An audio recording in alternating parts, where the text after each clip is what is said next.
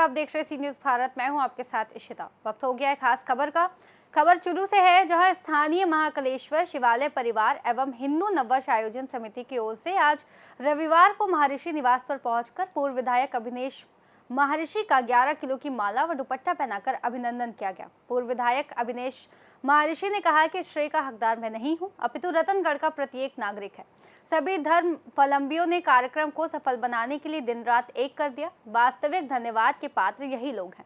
मौसम विभाग की चेतावनी के बावजूद भी बाद में कोई बाधा नहीं है। हमारे रतनगढ़ पर भगवान शिव की असीम कृपा है और उन्हीं की कृपा से अंतर्राष्ट्रीय कथावाचक प्रदीप मिश्रा के मुखारविंद से शिव महापुराण कथा का रसपान शिव भक्तों को प्राप्त हुआ और यह ऐतिहासिक आयोजन सफलतापूर्वक संपन्न हो पाया। शिवालय परिवार के कमल कुमार शर्मा ने बताया कि गत दिनों क्षेत्र में अभूतपूर्व शिव महापुराण कथा संपन्न हुई, जिसमें प्रथम दिवस पर आंधी तूफान से अव्यवस्था हो गई थी और प्रशासन ने कार्यक्रम पर रोक लगाने के आदेश जारी कर दिए थे। उस स्थिति में पूर्व विधायक महर्षि ने जिम्मेदारी लेते हुए सभी प्रशासनिक अधिकारियों से बातचीत कर अनुमति दिलवाई और कथा सुचारू रूप से संचालित हो सके।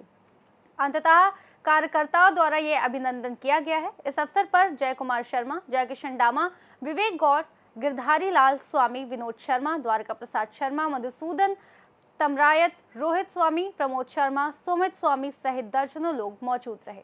कथा हुई थी वो कुछ कारणों से एक बार रुकावट उसमें हो गई थी। उसको पुनः वापस चालू करने के लिए श्रीमान अभिनेश जी महर्षि एक संकट मोचन हनुमान के रूप में काम किया। उसके लिए मैं उनका बहुत बहुत आभार प्रकट करता हूँ। धन्यवाद। हुई है वो एक बार विमिल होने के कगार पे थी, कैंसिल हो गई थी एक दिन के बाद, लेकिन हमारे आदरणीय अभिनेश जी भाई साहब ने उस कथा को दोबारा चालू करके रतनगढ़ की आन बान शान को बढ़ाया है। हम उनके लिए बहुत बहुत आभारी हैं। धन्यवाद आपका भाई साहब, बहुत बहुत धन्यवाद। रतनगढ़ में जो इतनी सफल महाशिव पुराण कथा हुई है और उसको सफलतापूर्वक संपन्न करवाने में भाई साहब ने जो प्रयास किए और जिनकी वजह से ये सफल कथा इतनी सफलतापूर्वक संपन्न हुई, इसलिए नववर्ष हिंदू आयोजन समिति और महाकालेश्वर शिवालय परिवार ने भाई साहब का सम्मान करने का निर्णय लिया है। सर्वप्रथम महाकालेश्वर शिवालय और हिंदू नववर्ष आयोजन समिति के द्वारा आज जो मेरे निवास पर पधार कर जो स्वागत और अभिनंदन किया, इसके लिए मैं आप सब लोगों का हृदय से धन्यवाद देता हूं। हालांकि ये सारा श्रेय जो आप लोगों ने मुझे दिया, मैं पूरे श्रेय का हकदार नहीं हूं। मैं तो आप लोगों के कारण ही हूं जो कुछ भी हूं। ये हमारे रतनगढ़ की इज्जत का सवाल था। डोंगरे जी महाराज और रामसुखदास जी महाराज के आयोजन के बाद में कोई बड़ा आयोजन इस धार्मिक नगरी रतनगढ़ में नहीं हो पाया था। सब लोगों को प्रतीक्षा थी कि भाई जी हनुमान प्रसाद जी पोदार की धरती पर बड़ा आयोजन हो और उसके लिए पंडित प्रदीप मिश्रा जी सीहोर वालों की महाशिव पुराण जो हमारे रतनगढ़ के अंदर होनी प्रस्तावित हुई और दिनेश लाहौटी जी उस कथा को लेकर के आए। सबसे पहले तो मैं उनका और उनके परिवार का धन्यवाद देता हूं, जिनके कारण ये कथा मिली। उसके बाद में रतनगढ़ की प्रत्येक, चाहे कोई सामाजिक संस्था हो, धार्मिक संस्था हो या धर्मपरायण लोग हों, उन सब लोगों ने मिलकर के इस कथा को सफल कराने का बीड़ा उठाया। हमारी परीक्षा ली प्रभु ने और भोले बाबा ने कि एक दिन थोड़ी सी आंधी तूफान आई और हमें सजग किया कि आप लोगों को सेवा देने के लिए दिन रात एक करनी पड़ेगी, और उस बीड़े को रतनगढ़ के प्रत्येक व्यक्ति ने उस बीड़े को उठाया और सब लोग ऐसे लगे जैसे उनके द्वारा ही ये कथा करवाई जा रही है। ऐसा लग रहा था कि रतनगढ़ का प्रत्येक बच्चा, माता, बहनें, मेरे भाई लोग, पुरुष, सारे लोग मिलकर के ये कथा करवा रहे हैं, ऐसा लग रहा था। प्रशासन की अपनी मजबूरी होती है और जिम्मेदारी भी होती है, और प्रशासन ने जो एक दिन का विराम दिया, मैं पंडित प्रदीप मिश्रा जी का बहुत धन्यवाद देता हूं, जिन्होंने हमारी बात को माना। हमने निवेदन किया, आप सब लोग मेरे साथ थे, आप सब लोगों ने निवेदन किया कि एक दिन का विश्राम दे करके और कथा का हम व्यवस्थाओं को दुरुस्त करा देंगे और कथा को फिर चालू करना है।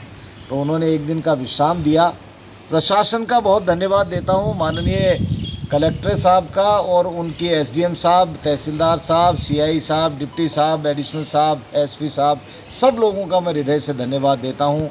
चाहे पीडब्ल्यूडी के अधिकारी हों, चाहे पीएचईडी के अधिकारी हों, सब लोगों ने बहुत सकारात्मक भूमिका निभाई और एक दिन पूरे आप सब लोगों ने उन व्यवस्थाओं को दुरुस्त करवाया और दुरुस्त करवाने के बाद में कथा का फिर आयोजन हुआ। इसके लिए रतनगढ़ के हर व्यक्ति को मैं धन्यवाद देना चाहता हूँ। हर व्यक्ति इसके अंदर अपनी भूमिका निभा रहा था।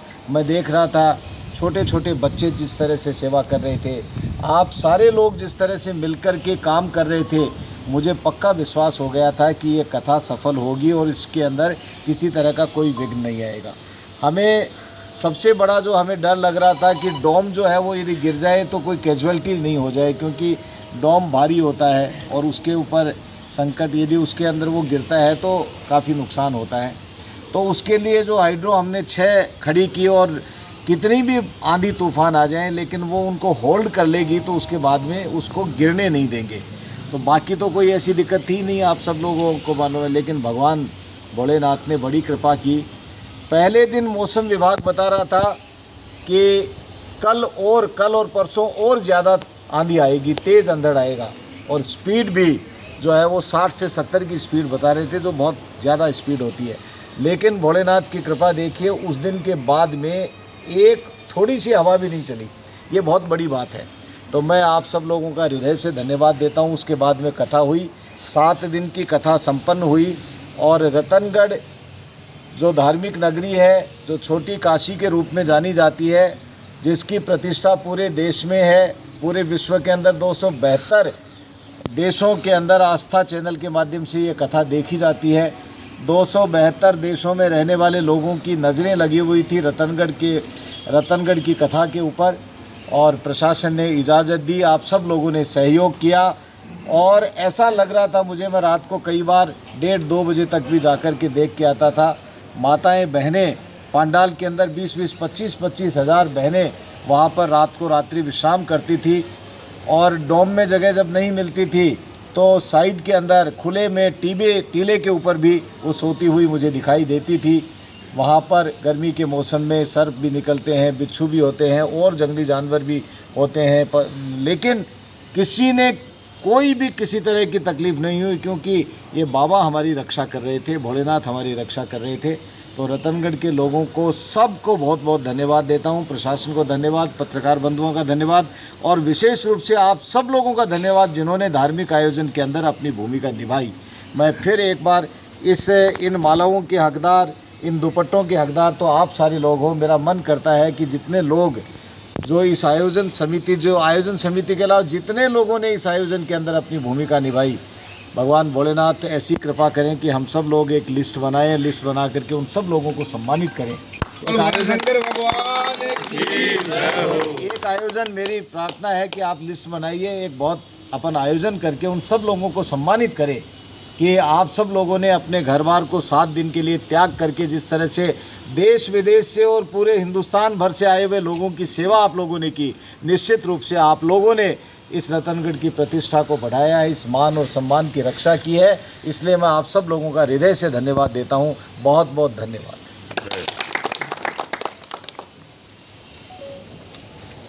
चुरू से सी न्यूज़ संवाददाता पवन शर्मा की रिपोर्ट। इस खास रिपोर्ट में फिलहाल इतना ही। देश और दुनिया की तमाम बड़ी जानकारियों के लिए देखते रहिए सी न्यूज़ भारत।